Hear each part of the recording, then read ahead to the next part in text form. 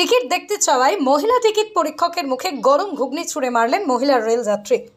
Ticket দেখতে চাওয়ায় মহিলা ticket পরীক্ষকের মুখে গরম ঘুগনি ছুঁড়ে মারলেন মহিলা রেলযাত্রী। ঘটনায় চাঞ্চল্য ছড়ালো শিয়ালদা দক্ষিণ শাখার বারুইপুর স্টেশনে।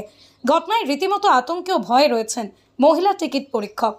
শনিবার সকালে অন্যান্য দিনের মতোই শিয়ালদহ দক্ষিণ শাখার বারুইপুর জংশনে 2 নম্বর প্ল্যাটফর্মে দাঁড়িয়েছিল আপ বারুইপুর লোকাল।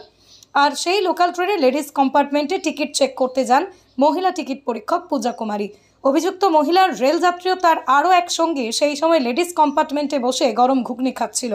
পাশ থেকে কিছু মহিলা রেলযাত্রী অভিযোগ করেন যে এরা সুভাষগ্রাম স্টেশন থেকে সিট দখল করে বসে আসছে।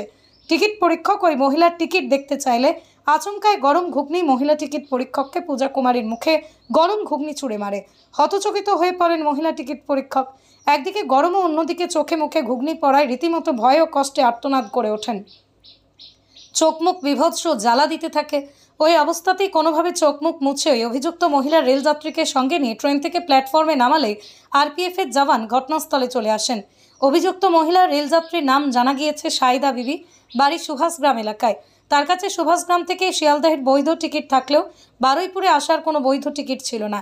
ইতিমধ্যেই বারুইপুর আরপিএফের পক্ষ থেকে অভিযুক্ত মহিলা রেলযাত্রী সাইদা বিবিকে বারুইপুর জিআরপির হাতে তুলে দেওয়া হয়েছে। রীতিমতো আতঙ্কে রয়েছেন মহিলা টিকিট পরীক্ষক। বারুইপুর জিআরপিতে অভিযোগ দায়ের। অভিযুক্ত মহিলা রেলযাত্রী সাইদা বিবির দাবি তিনি ভুল করে ফেলেছেন, আর কোনোদিন এমন হবে না। যদিও মহিলা টিকিট পরীক্ষক পূজা কুমারী অভিযুক্ত মহিলা রেলযাত্রীর শাস্তির দাবি জানিয়েছেন।